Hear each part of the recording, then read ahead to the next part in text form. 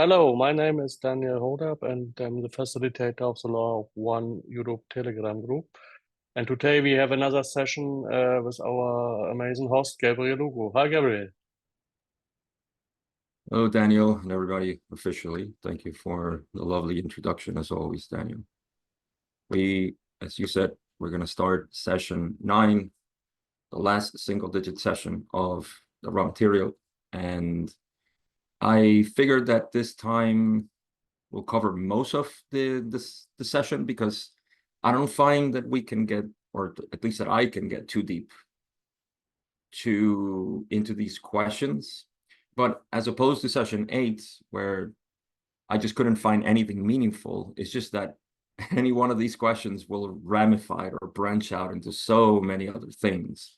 And you'll see why. So because of that, I decided just to cover most of the session. I'll probably do a summary of some of the Q&As and invite people to obviously read and let their minds guide them into whatever direction they want to go in studying these different branches that come out of what we're going to discuss today. Because in essence, the majority of the session is about evolution.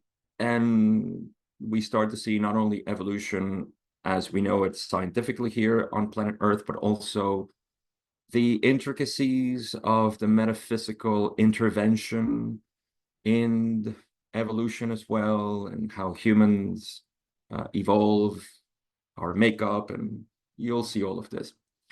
But before I begin, I was asked to refresh on the idea that I have of the 4 categories in which I broadly stuff the material, the raw material in. And so I'll comment on those 4 categories because this is, for me, is category 3. So what does that mean? Well, category first category, category 1, to me is the most essential message of the Law of One. I call it the mystical essence of the Law of One, because that is the teaching of the Law of One, and it is what resonates with all the other mystical teachings in our history, in our planet, in our traditions. And that's what I find, that whenever we find stuff like that in the raw material, that's where I geek out, and I can go on, into tangents that are not present in the material, but are present within us. And so, to give an example of what this category 1 is, our main host, Daniel, has a beautiful t-shirt, appropriately, that talks about the disciplines of the personality. I don't know if you guys can see it. Know yourself. See, Daniel is only showing that because that's the only important part. If you know yourself, then yeah, there it is. See, know yourself, accept yourself, become the creator. That is all you need to know in the raw material.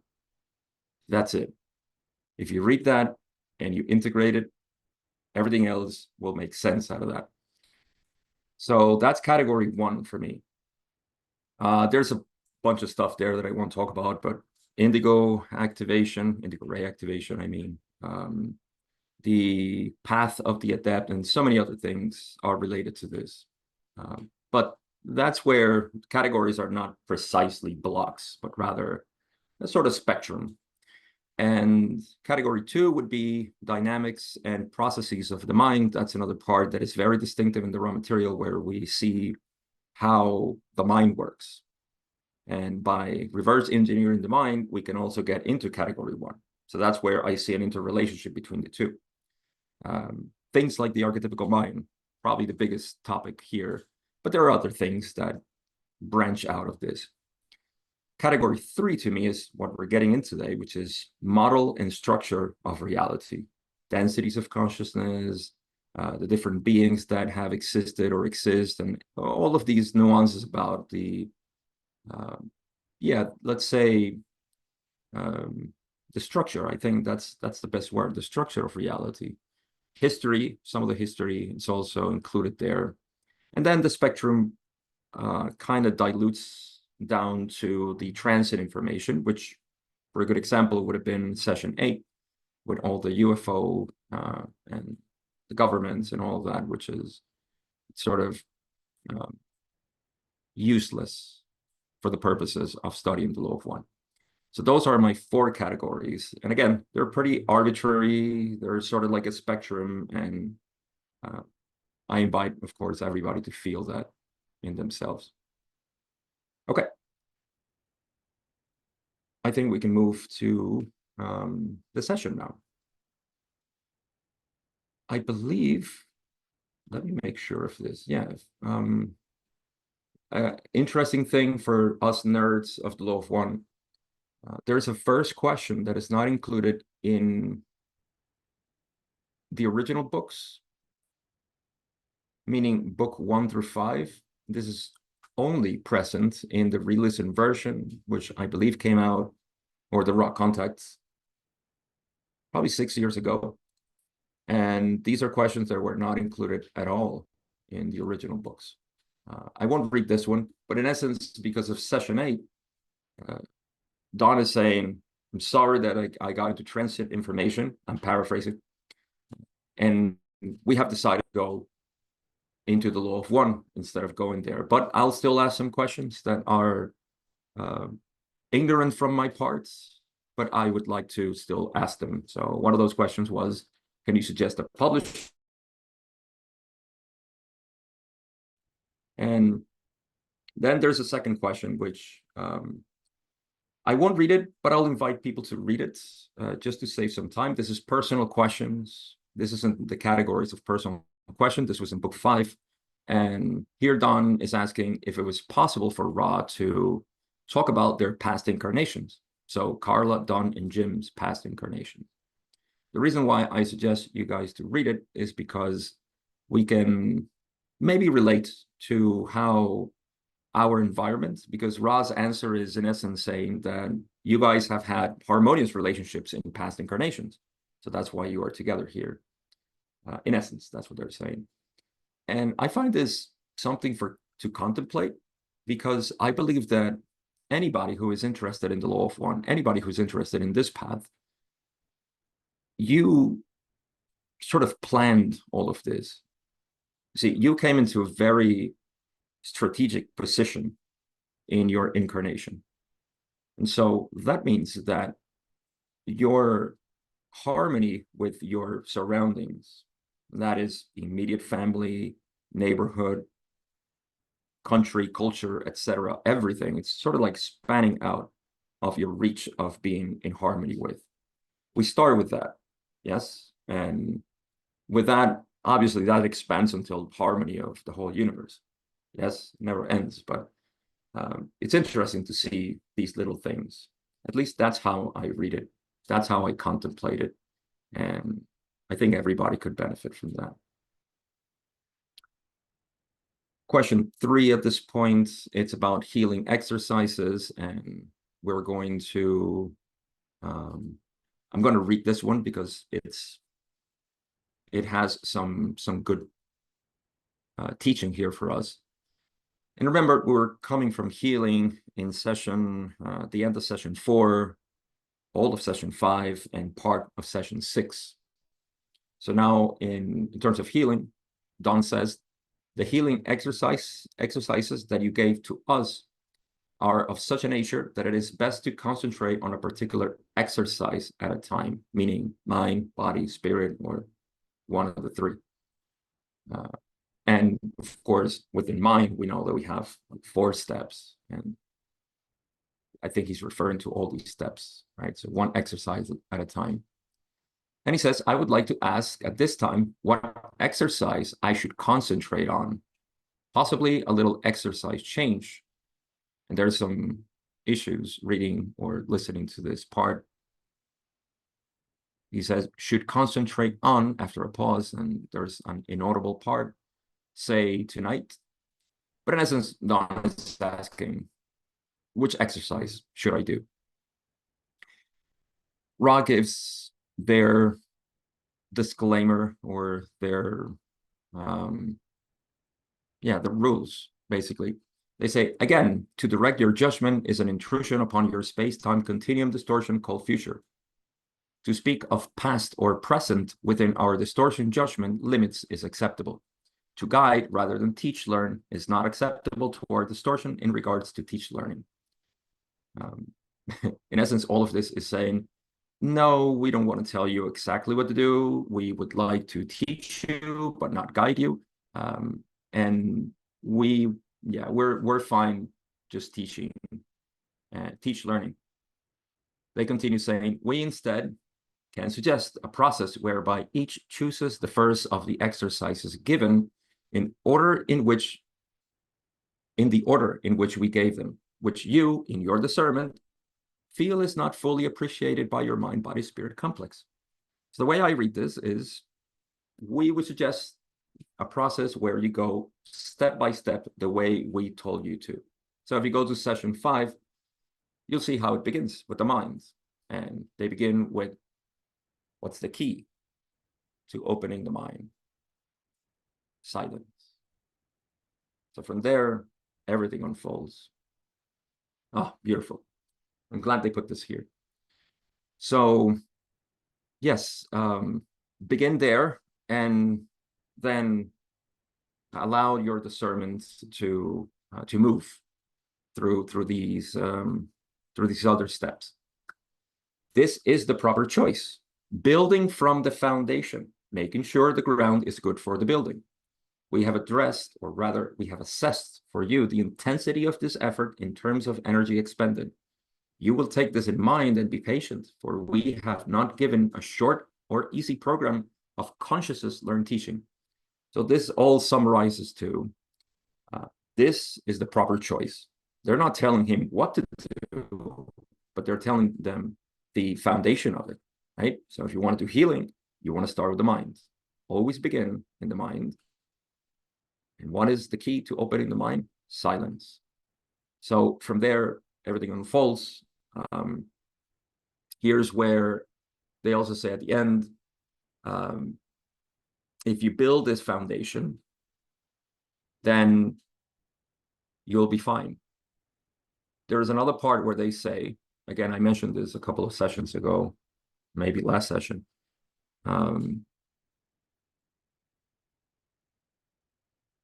If I forget the right words, but if the foundation is right, then to know yourself is to have the foundation something, to have yourself in a firm foundation, something like that.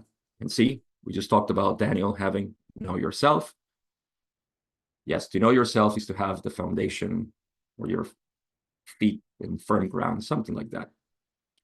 So that is the foundation. And then the last part, they say, we have given you basically we have told you how intense this will be. And keep this in mind, be patient, and know that this is not an easy program for expanding your consciousness. It's a long process, and we know that. This is a life dedication, which sounds a bit scary of commitment. Oh my God, I'm gonna have to dedicate, but your life is already dedicated to this. What are you kidding? You're already in this. You can't stop thinking about it. Your mind is always gravitating there, so that's it. It's just no resistance, allowing it to be, and that's what I mean by a committed life. But it's a matter of patience. Something that we learn in this path for sure. All right, so now we're going to move into the essence of this session. And that will be the cycles at this point, and then we're going to move on to the rest of the information on evolution. This is question 4.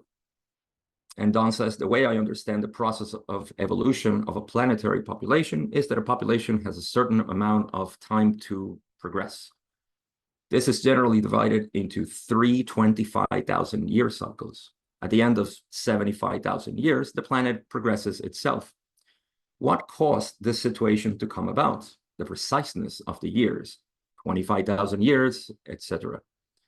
What set this up to begin with? So this is a little bit of cosmology here. This is labeled as harvest in law of one.info, but there's a little bit of cosmology here. And I'll leave this for contemplation because it's an exercise of visualization, I would say.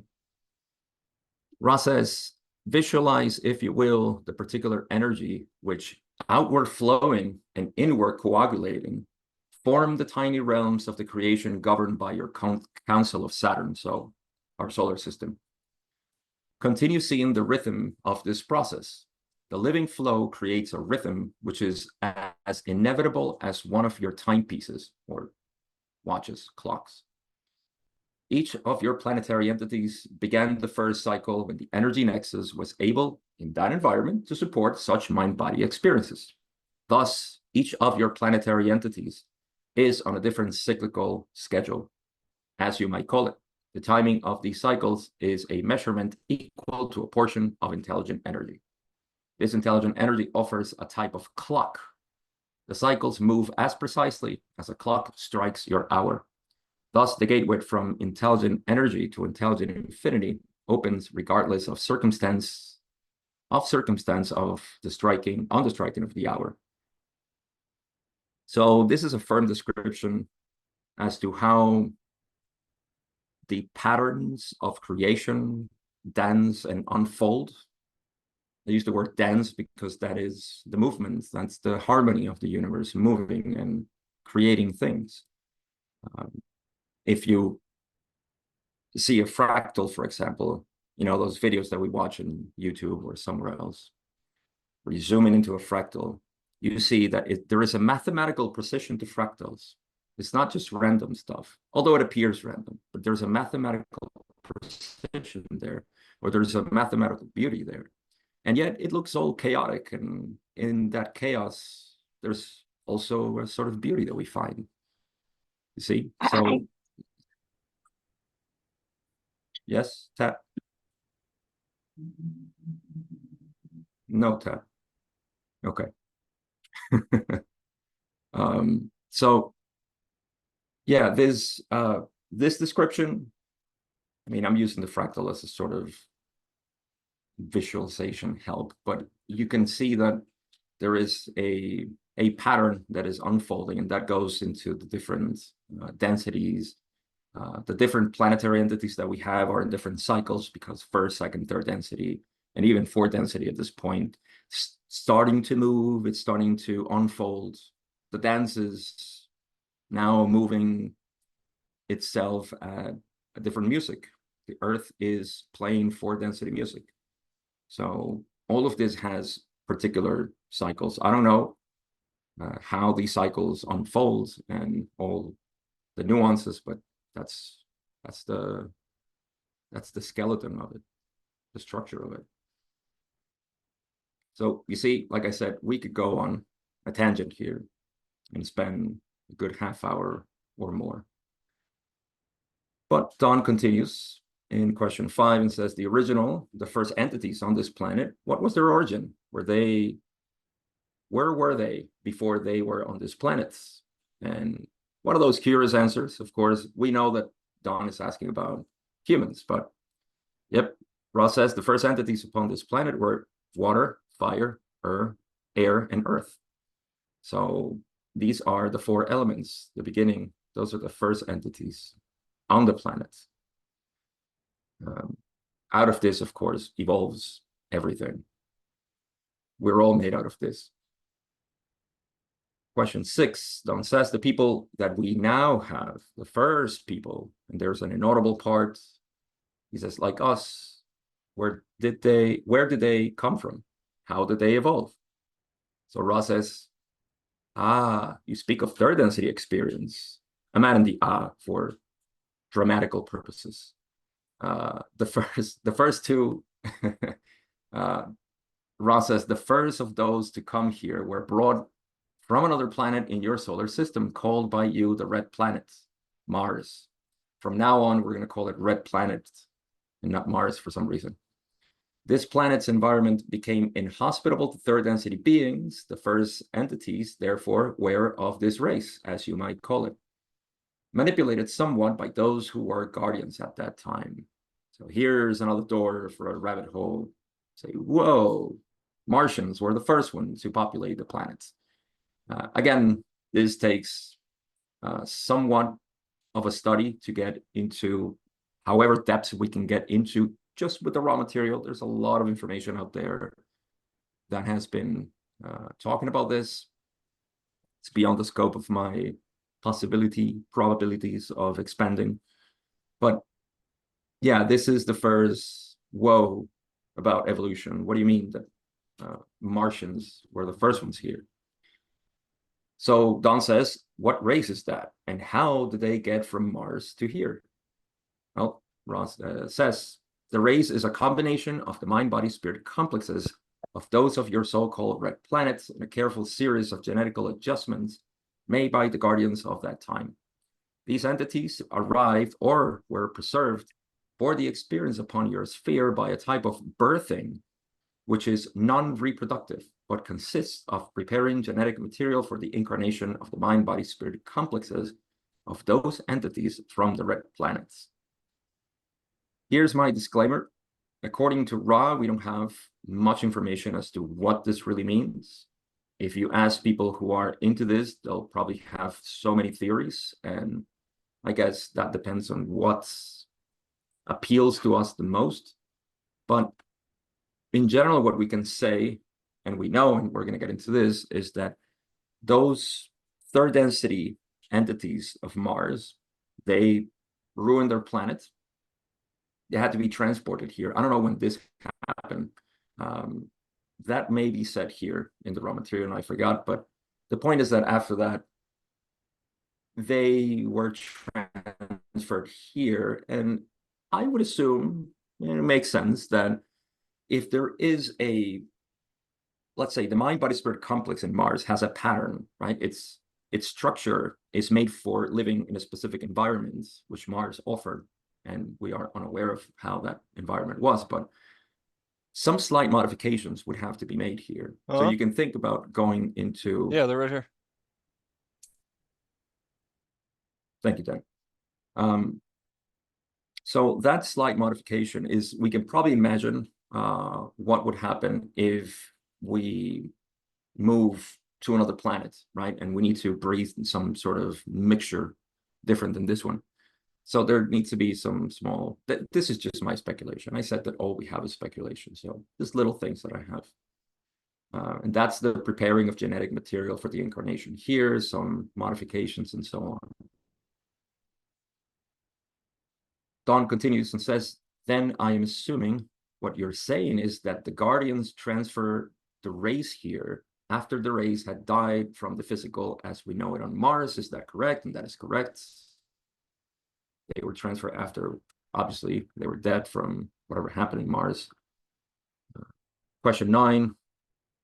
Don says, the Guardians obviously were acting with an understanding of the law of one in doing this. Can you explain the application of the law of one in this process?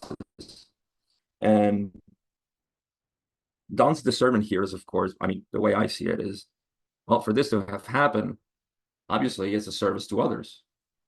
Yes, you're trying to save these entities.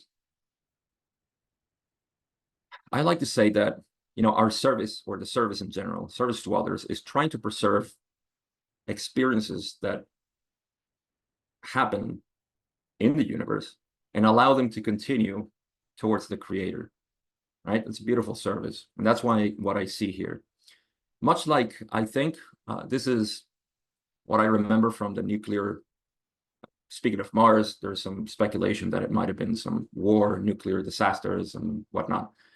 But here, when we detonated in Japan, these 2 nuclear bombs, Ra said that they, I'm not sure how this happened or happens, but they were able to intervene right before the individuals died in the impact. So they could collect the mind-body-spirit complex intact and not be obliterated. I'm not sure how that may happen metaphysically. There might be some explanation behind all of that. I don't understand. But that Ra says that they did. And so I imagine something similar might have happened in Mars, and they were taken out and brought here. So answering this question about the law of one and the Guardians, Ra says, the law of one was named by these Guardians as the bringing of the wisdom of the Guardians in contact with the entities from the red planets, thus melding the social memory complex of the Guardian race and the red planet race. There's more to this, but in essence, the Guardians, wherever they are, they mix their consciousness with the Martians as well to do this. Why that happens, I'm not sure.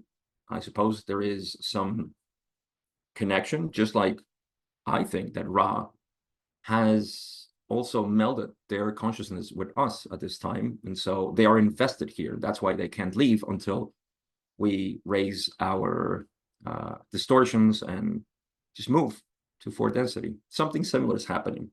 I think Ra did that knowingly when they intervened thousands of years ago. So the same thing happened with the Guardians, wherever they are, to the Martians. They finish and say, it, however, took an increasing amount of distortion into the application of the law of one from the viewpoint of other Guardians. And it is from this beginning action that the quarantine of this planet was instituted, for it was felt that the free will of those of the red planet had been abridged.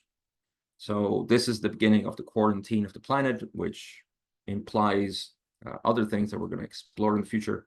But for now, needless to say that this is just measurements that they had to take. So no more tinkering with the planets would happen. Again, I don't know what the regulations, so to speak, are here. I suppose there is a delicate balance of how much you can play with the planet before destabilizing it. I don't know. I'm just imagining things, but they seem to be very careful to not distort more the planet.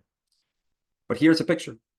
Imagine that none of this would have happened. Everybody would have been harmonious. Then the only mind, body, spirits in planet Earth, on planet Earth, throughout all these thousands of years would have been the same primates that evolved, which we're going to get into. Things would have been different then. Obviously, very different. So by including Martians, and as we'll see from other planets, we start to play a lot with the balance, I guess. And, that's something that it escapes my primitive, limited mind to understand, but it's a viewpoint from other densities that they'll say, okay, this ecosystem is in danger. Let's not play with it too much. Again, just my thoughts. Question 10, Don says, were the entities of the red planet, again, Mars, following the law of one prior to leaving the red planets? Ron says the entities of the red planet were attempting to learn the laws of love, which form one of the primal distortions of the law of one. That means they were 3rd density. Law of love is 4th density, so they were moving, just like us right now. However, the tendencies of these people towards bellicose actions caused such difficulties in the atmospheric environment of their planet that it became inhospitable for 3rd density experience before the end of its cycle. Sounds familiar? It does, right? Towards the end of the cycle, they almost destroy, or they actually destroy the atmosphere. How? I don't know. Thus, the red planet entities were unharvested and continued in your illusion to attempt to learn the law of love. So they didn't learn it there, destroyed their planet. They came here and destroyed our atmosphere. We can blame them. But the thing is that we don't know. It might be us, right? So we don't know. But that's what happened. By the way, this is all a mix. I don't think there are particular races here or people, groups, traditions, whatever, that reflect Mars. It's explicitly said in the raw material that we're all just one consciousness. It's just that what makes sense to me is that that was included in our collective mind. And of course, well, there is a tendency towards that. Another curious thing that I'll add here just for thoroughness, I think Ra describes the population at some point. Remember 1981, it was like 4.odd something billion people. Half of it, I think it was Maldek 25% was Mars, and the rest was just the mix of Earthlings and other wanderers and so on. So there's a lot of Maldic and Martian people here. Okay, so that's why they were transferred here, and they continue to be until the end. Question 11, Don says, how long ago did this transfer occur from Mars to Earth? Red planet. In your time, says Rod, this transfer occurred approximately 750000 or 000, 75,000 years ago. And question 12, Don says, repeats 75,000 years ago. Rod says this is approximately correct. Question 13, Don says, were there any entities of this form that I am now, 2 arms, 2 legs, on this planet before this transfer occurred? I know that Don is asking, wait a minute, were there humans here before, as we know them? And Ross says, there have been visitors to your sphere at various times for the last 4 million of your years, speaking approximately. These visitors do not affect the cycling of the planetary sphere. It was not third density in its environment until the time previously mentioned.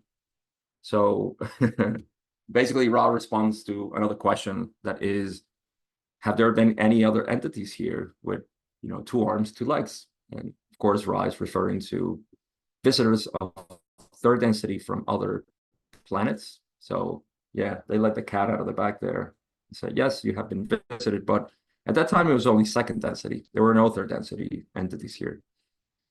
But then Don says, then there were second density entities here prior to 75,000 years ago. What type of entities were these? So this is second density. Ra says, the second density is the density of the higher plant life and animal life which exists without the upward drive towards the infinite. The second density beings are of an octave of consciousness, just as you find various orientations of consciousness among the conscious entities of your vibration. I have a speculation here, which I would like to share, of course. A couple of things. So we're talking about second density, right? And as a result, we can also talk about third density. Second density. It is my intuition, and I think a lot of you share this with me, that an insect compared to a dog, an elephant, right? Mammals, there's a difference there. They're both second density. Moss or a blade of grass compared to an oak, there's a difference there. And this is the sort of spectrum that Ra's talking about here, in my opinion, right? They are of an octave of consciousness, just as we have different orientations of consciousness among our own entities. So there's a sort of spectrum. And so is that being elitist? Am I saying that some humans are superior than others? No. But we know that, for example, one of your pets that you love so much and graduated to third density, compared to the mind of a wanderer, there's a very rich mind and there's a primitive mind that is beginning to move, right? So that's something similar that I think it's happening on second density. All of this energy, as it accumulates experience, it's able to enjoy a higher experience as it moves on, basically through time space. That's one of the things that I wanted to add. And the other thing that we'll explore more, at least in 2 more sessions, particularly in session 19, 10 sessions from now, is when Ra says that second density exists without the upward drive towards the infinite. You know what that means? Self-consciousness. That is the upward drive towards the infinite. It's one of those debatable things that says, well, this these entities, oh, animals don't have consciousness. They don't, no, it's not that. It's just that they don't have self-consciousness. They're not aware, but they are aware. That's the difference between us. And again, we'll explore this later on, but that's the prerequisite for for graduation into third density.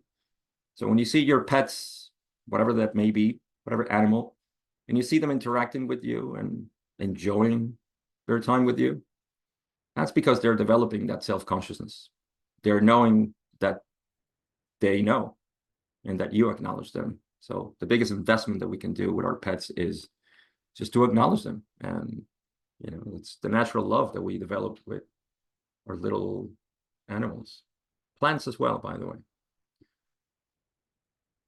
So moving on to question 15, Don says, did any of these second density entities have shapes like ours, 2 arms, 2 legs, head, and walk upright on 2 feet? So Don is moving more towards the primates and the evolution to humans.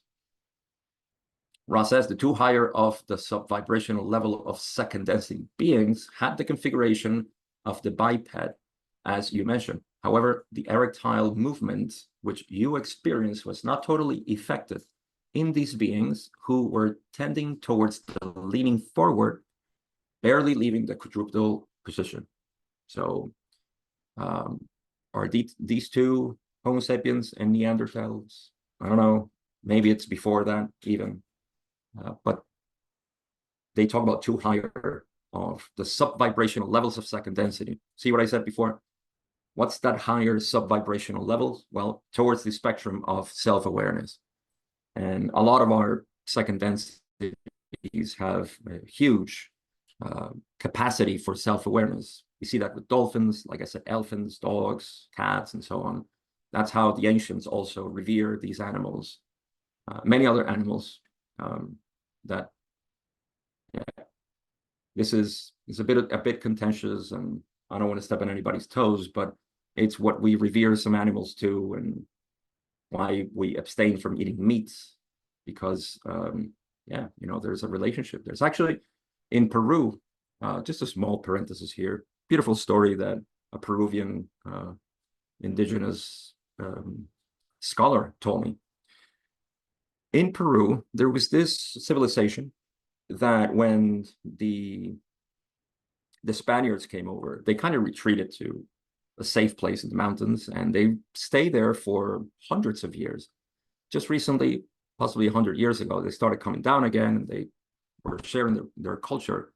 And one of the things is that they had, that all the animals, these higher animals, they called them little brothers, because they also felt that relationship with them. So it's a beautiful way to see how across history we have related to animals in such a way when we see them, right?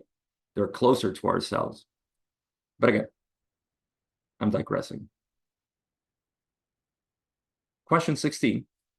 Don says, where did these beings come from? These are the primates that we were talking about before, the 2 higher sub-vibrational levels of second density. Were they a product of evolution as it is understood by our scientists? Were they evolved from the original material of the earth that you spoke of? Ross says this is correct. So yeah, our theory of evolution is quite right. We evolved from primates, or at least this body that we inhabit. Yes, some modifications have been made, but I think those modifications have been mostly on our minds for adaptation. A little parallel here is that I think Ross says this, yes, Martians, because they have a 25-hour day or something like that. Maybe in the past it used to be more or less. There's a shift in terms, or a small influence of shift in how some of us experience the day. And so we displace a little bit more towards the night or something like that. I'm not really sure, but there's an effect there. And also the allergies that some people have. It's also this discrepancy between the vibration of the home planet, or where the mind comes from, and then this planet's vibration. Things like that, they're all related to this. Okay. Question 17. Don says, do these beings then evolve from second density to third density? Ra says, this is correct, although no guarantee can be made of the number of cycles it will take an entity to learn the lessons of consciousness of self which are the prerequisite for transition to third density. That's what I mentioned before. The prerequisite to move to third density is to become self-aware. A couple of curious things here.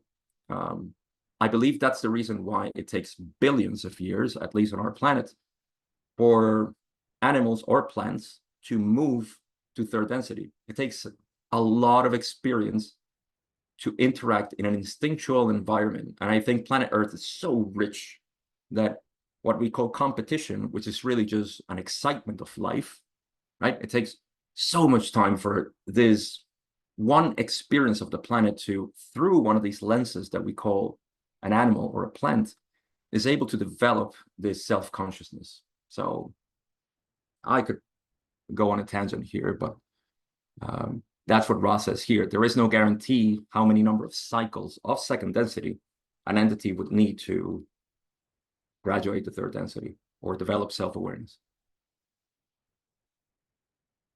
Question 18, Don says, is there any particular race of people on our planet now who were incarnated here from second density? I think the question is a bit misleading because Ra's going to say this, and I'll explain. Ra says, there are no second density consciousness complexes here on your sphere at this time. However, there are two races which use the second density form. One is the entities of the planetary sphere you call Maldic. We're going to get into Maldic now. These entities are working their understanding complexes through a series of what you would call karmic restitutions. They dwell within your deeper underground passageways and are known to you as Bigfoot. The other race is that being offered a dwelling in this density by guardians who wish to give the mind-body-spirit complexes of those who are of this density at this time appropriately engineer physical vehicles, as you would call these chemical complexes, in the event that there is what you call nuclear war.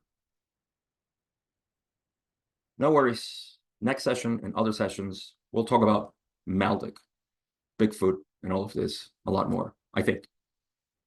But here, I guess it's fair to just cover that.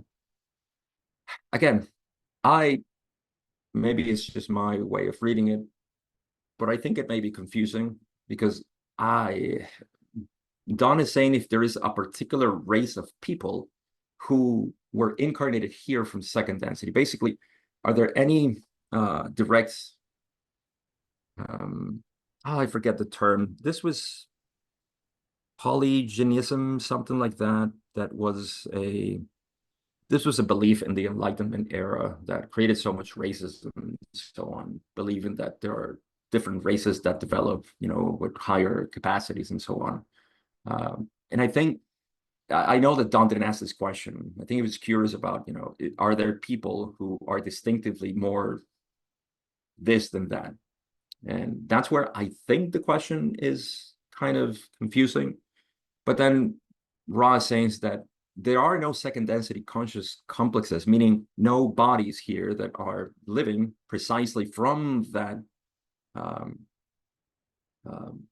origin, except those of Maldic. And that's what, again, it leads into another study. These bodies from Maldic were something that were created here for the Maldecians. Is that the gentilic we use for them? I don't know.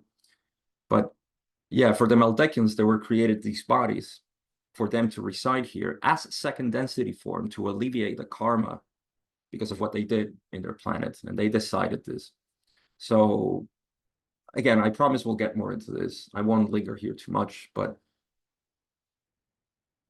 the other part is, again, there's another second density form that is, and this is something interesting. Let's cover that. This is the second density, the other second density form that is another sort of Bigfoot.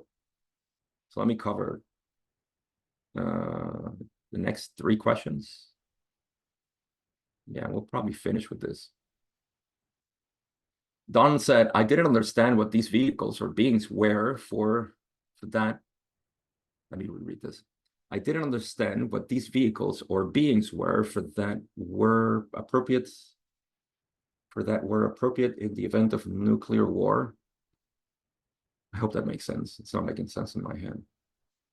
But he's asking, I don't understand these vehicles or beings that were apparently appropriate for the event of a nuclear war. This is sort of like a safe vehicle for us in case of a nuclear war.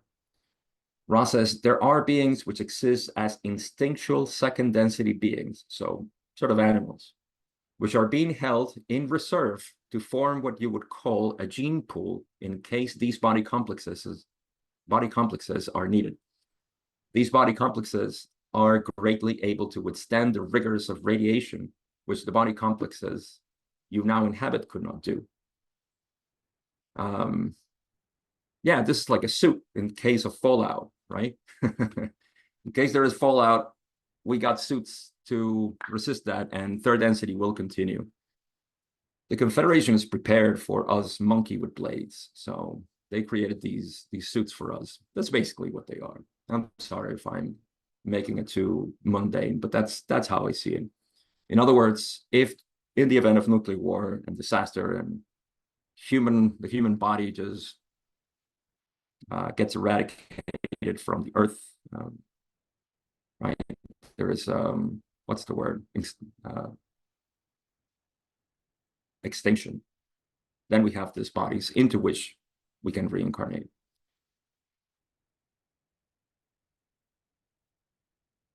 Yeah. So Don says the last couple of questions. Where are these body complexes located? Ra says these body complexes of the second race dwell in uninhabited deep forest. There are many in various places over the surface of your planet. Good thing we haven't found them. And there's a reason why we haven't. Don says, are they Bigfoot creatures? Don says, Ra says, this is correct, although we would not call these Bigfoot, as they are scarce and are very able to escape detection. The first race, those of Maldek, right, that second density form, the first race is less able to be aware of proximity of other mind-body-spirit complexes, but these beings are very able to escape due to the second ones. They're very able to escape due to their technological understandings before their incarnations here. It's a pretty cool suit if you think like I do. These are upgraded vehicles. These entities of the glowing eyes are those most familiar to your peoples. That part I don't understand. What these the glowing eyes, the ones of the glowing eyes are, I guess, the second ones, but if they're the ones that escape proximity, how are we more? I don't know. That part, I'm not sure what it refers to. And the last question, Don says, then there are two different types of Bigfoot, correct? Process, this will be the final question. There are three types of Bigfoot. If you thought you were confused at this point, there's a third one. If you will accept that vibration sound complex, Bigfoot, used for these three such different races of mind, body, spirit complexes. The first two we have described. The third is a thought form. So yeah, the thought form, as I understand it, is simply it's the blueprint. It's not ready. It's not yet constructed as I can imagine it. So that's the third form. And yeah, that's basically it. It ends with the question that I never read just for the sake of time. That was the last question. And like I said, Maldek, Bigfoot, we're going to cover a little bit more in the future. We don't go into that rabbit hole in the raw material. As I mentioned before at the beginning of this group call, I find that there's a lot of people talking about this. They have been talking about this for who knows how long. So if this is your type of deal, then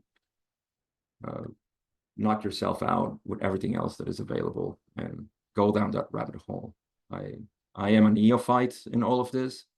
I only remember what Ross said. I have never actually read a book about all this stuff, and I actually found that it was kind of incongruent. Like when I read so many things, they were incongruent and some contradictions, and yeah, it was just not for me. So apologize that I can't bring too much to the table here. But yeah, at least it fits nicely with the cosmology and the evolution that we find in the Law of One. That's it for me. Thank you all for taking this journey with me in session 9. Daniel, it's all yours. Thank you very much, Gabriel. Yeah, as Ras used to say, sometimes this kind of information are not necessary, not important. I think maybe Josh wanted to add something on it because he wrote something in the chat. If you wish to, you can say something about it, Josh. Nothing in particular. Thank you, Gabe. That was wonderful. I really enjoyed listening to the session. Just the one thing I did put in the chat, you reminded me, and the two types of Bigfoot. I had never thought of this before until you just said it, but how they had, you mentioned, or Ra mentioned glowing eyes, and I think you were using like a analogy of, or a description of these Bigfoot almost says suits. I don't think this is describing the same thing, but maybe. There's a guy, Chris Bledsoe, who had close encounter with some entities, and they had glowing eyes, and they looked like they were explained that they were wearing some type of suit to be hospitable for our environment. I don't know if that's at all related, but it just popped into my mind, so I shared it. But thank you, Gabe, and everybody. Yeah, thank you for sharing that, Josh. And it's always nice to hear you and see you here. Andy, you have a question? Andy, go for it.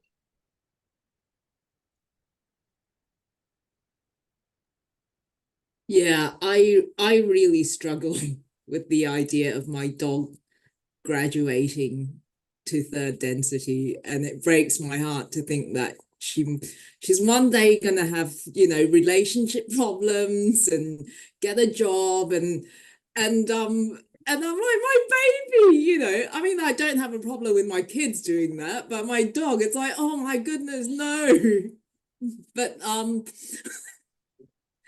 so I don't know if anyone is familiar with the crow channeling, where there's one instance in 2009 where they talked about the cetaceans graduating into fourth density as well. So that gives me a bit of hope, because they seem like such joyful creatures in comparison to human beings, like, yeah, things like dolphins and, well, the marine mammals are apparently third density.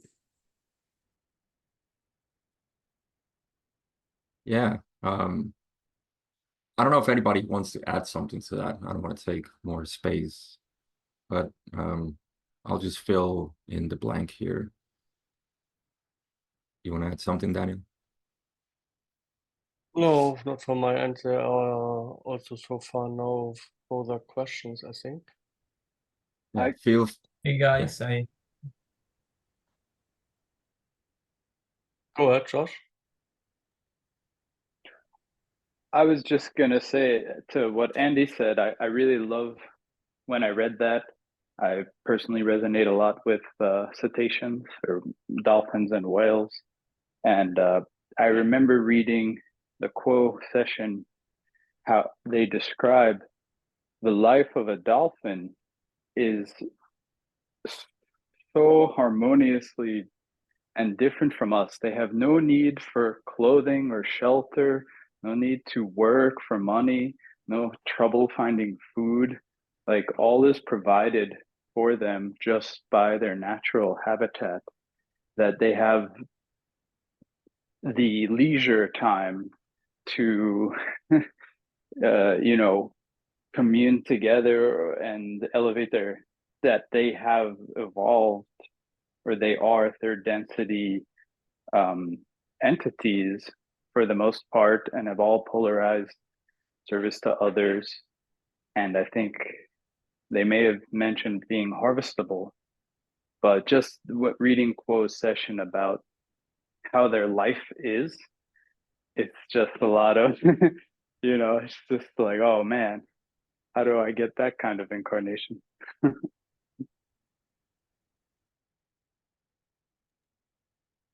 Thank you, Hey, Joss. I can add a little bit to that. Hi, I came back. I got to follow most of the session. I'm very happy. Nice to be with you guys. I can add a little bit to the dolphins. I read the book, The Only Planet of Choice, which was given by Ra as one of those 2 books that offer a semi-undistorted view of the Council of Saturn. And they do speak about the dolphins, and they say the dolphins are indeed 4th density, and they are positive harvested from Atlantis. It's very interesting.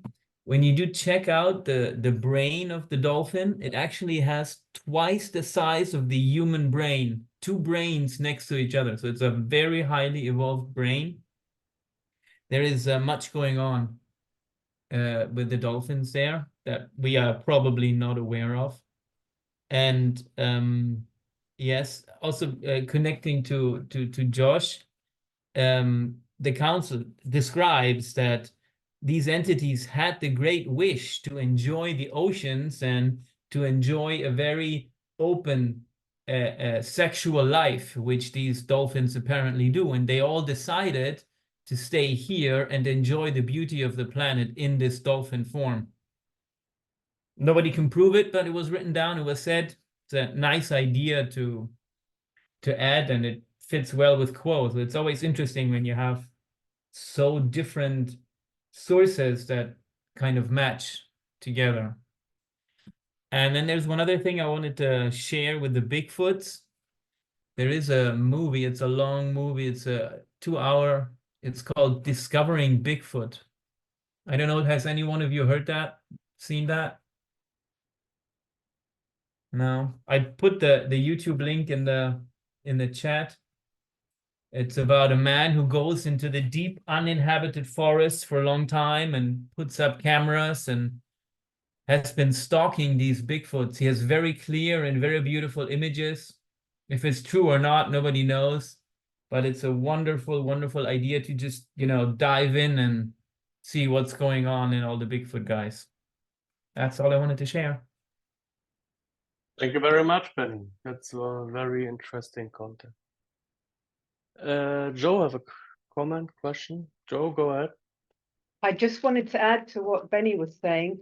For anybody who's read any of the Dolores Cannon books, and I have no idea which one it was in, but there was definitely reference to the dolphins coming here from another planet. And yeah, in fact, exactly what Benny said. So that's come from you know, so one of Dolores Cannon's patients, what do you call them? The people that she regressed. That was it. Thank you very much, Joe. So turns out there are very interesting comments about dolphins, so we may have to make a separate session on that one. And Suwen, wanted to say something? Go ahead. I want to make a comment to question 18, where Don, I understand Don's asking, is there any people here are evolved from 2nd density creatures on Earth? Because Ra talked about all these souls from different places. I think Ra didn't understand the question or didn't want to answer it, so he just said something else. Unless he meant by that no third density being here are directly evolved from second density being on Earth, which I don't think that's the case. I wonder if anybody else have a. Gabriel, you wanted to? Yeah, I want to take my honor duty responsibility because I feel like at this question I mumble a lot. But yeah, so I think, like I said, I also believe that it's not, I don't think there was per se a confusion, although I did say that. It's just that when we read it, it can be confusing. So I'll just give my take again, hopefully in a more clear way. Hopefully this helps. But yeah, Don says, if there isn't a particular race of people, and I think that's what can get confused, because if we say, what kind of race are you? Well, I'm Hispanic. I don't know if that's a race, but it's an ethnicity. We have this weird distinctions about race, right? You know, Caucasian and Black and Asian and so on. So I think that's where, I'm not sure if that was Don's perspective, but I know it can be confused into that. And I can see that Ross said that there are no second density consciousness complexes that are here at this time. I think they were referring to the specific, not race as we know it, but as specific species, maybe. This is where semantics can get confusing and what are we talking about, right? And notice that they go and explain entities that are not third density, or at least not full third densities, because Maldekians are yes and no. They are living in second density bodies, but they're not second density because they have their third density consciousness. But Rod then explained later on in other sessions that they, the way I see it, forgive my humor, but they were very dangerous with their hands, you know, and what they did. So they said, all right, let's put limitations. We are second density forms. We won't get involved. And we'll learn this alleviate karmic. They've been here for hundreds of thousands of years, as far as I understand it. So also because at that point when they were transferred, there was no third density here, so they couldn't be. Many things go into the equation. But the point is that, yes, these are, see how it's second density race of people. There's something that doesn't match there, but Ross' description is about the entities that we kind of discovered in the question out of the blue, right? Don didn't ask anything about Bigfoot until they said, this is what you call Bigfoot. So yeah, they're not third density. It's a matter of reading it, you know, a couple of times and seeing that Don asked one thing, and yes, like you said, Sue, Ra responded something else, but I think it's just for the clarity of the question, rather than, yeah, it can be confusing for us. It can. So thank you for bringing that up. Thank you, Suwen. We have another question from Lynn. Hey, Gabriel, thank you so much. And so appreciate it. And about the timeline, timeline is 75,000 years ago, the circle begins from here on Earth, the transfer from the souls from Mars to here. If I remember well, the first, the guardian here mentioned are the group of Yahweh, right? Am I right? In this case, the guardian in that time, they did the work, which is the social, how to say, the complex group, so-called Yahweh, right? It's a Yahweh, the guardian meant. And later on, 3,600 years or 3,300 years, there's the Orion group landing here. And I remember 3,000 years, so a few hundred years later, and Yahweh landed here again, right? But the second landing here on Earth, Yahweh group were corrupted, so to speak. So we see the old Bible, the God, and so indeed this is a corrupted Yahweh entity group. Is that correct? What do you think? Yeah, don't quote me on this. I'm going by memory, but you're right. You're making a good connection there with the Yahweh group. I'm still unsure if the Guardians are just them, but they definitely helped in this transition.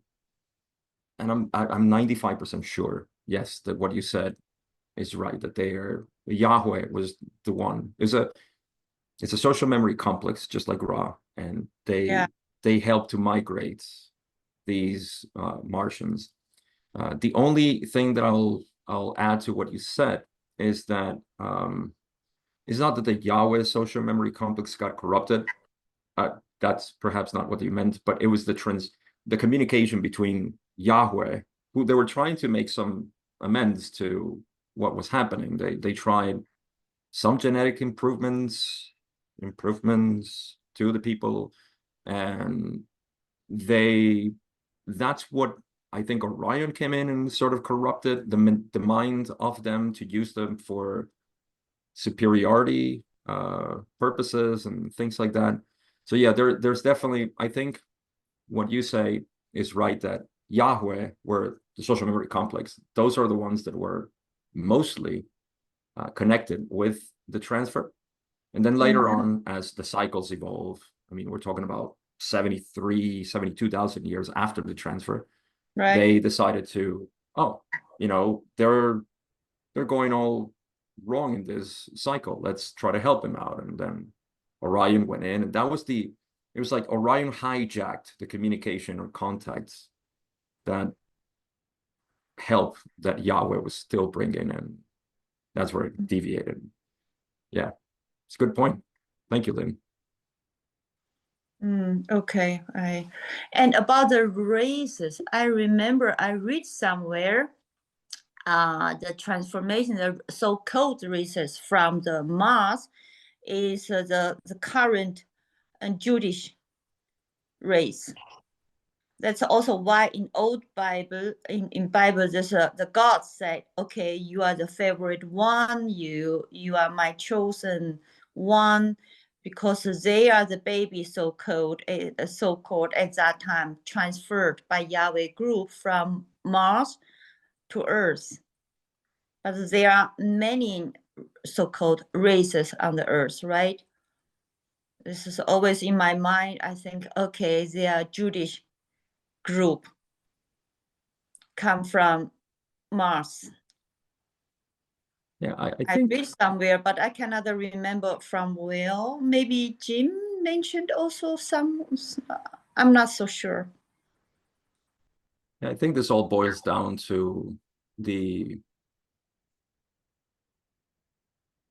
are the basics of third density, right? There is a path to unity and harmony, and there's a path to division and separation.